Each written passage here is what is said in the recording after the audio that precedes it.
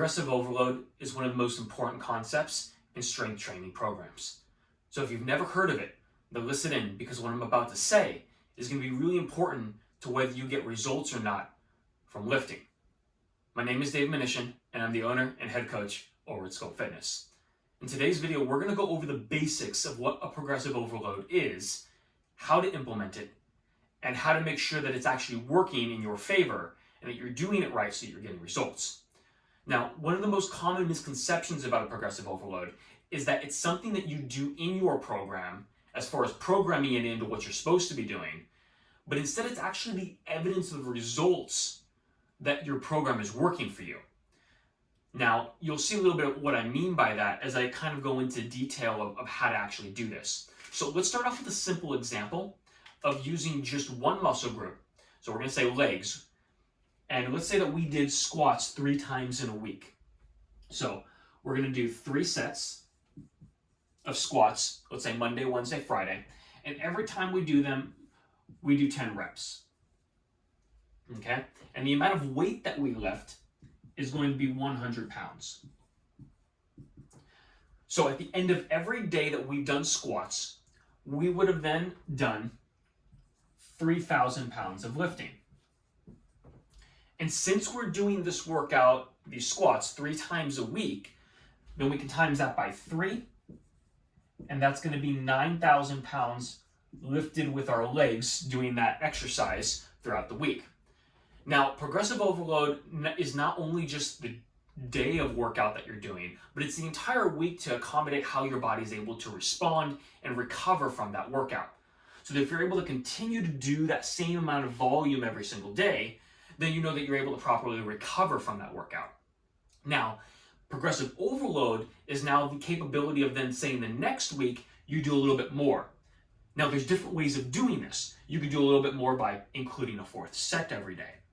Or maybe you come over here and you do 12 reps rather than 10.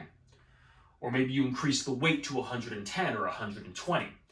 And your ability to keep increasing one of those variables, or even the number of days that you work out in the week, is then the evidence of progressive overload actually happening.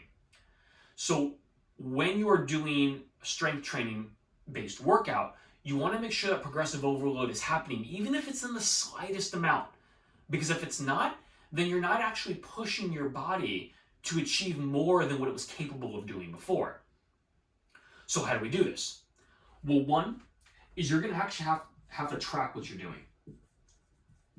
You're going to have to track whether you are doing 10 or 12 reps, whether you're lifting 100 or 150 pounds, whether you're doing 3 sets or 4 sets. And depending on what kind of program you are, you're going to be able to change different aspects or different variables of this equation. So this is why it's very important for anyone in either our small group programs that we have at Scope Fitness, or our semi-private, or our private, or our at-home programs, that we make sure that everybody is at least counting their reps and tracking what they're doing as far as what weights they're lifting, and making sure they're constantly moving forward, making it a little bit more difficult as they go along.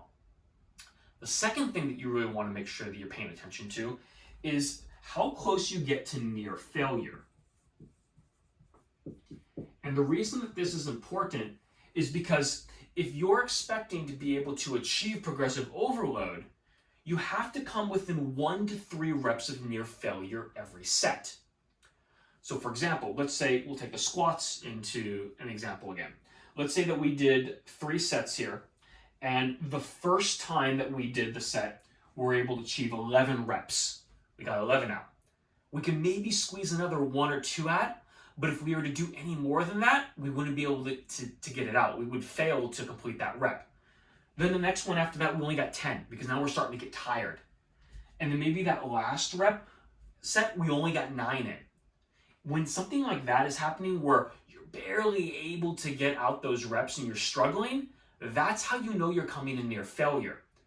If instead you came into this workout and you did, let's say, 12 reps, but you could have easily done another 10 or 12 on top of that, then you're not going to be implementing progressive overload appropriately. You'll just be lifting weights more in an endurance-based type of programming, which is not going to cause the muscle to expand, which isn't going to give you the adaptations in your workout to improve your strength in this strength training program. So while an endurance-based type of lifting, doing more reps and not coming anywhere near failure is still good for your overall health, you're not maximizing what the strength training program is going to give you capability of achieving. So when you implement this appropriately, by tracking what you're lifting and coming near failure with your sets, you'll know that you're making progress, getting a little bit closer to what your goals are with every workout that you do. If you have any questions about progressive overload or how to implement it in the current type of programming or exercising that you're doing, shoot it in the comments below. We're more than happy to answer those questions. If you found this informative, follow our other social media platforms. We're on Facebook, Instagram, YouTube, and all the various podcasts where we're posting this for you here. So thanks again for watching or listening. Hope to see you in the next one.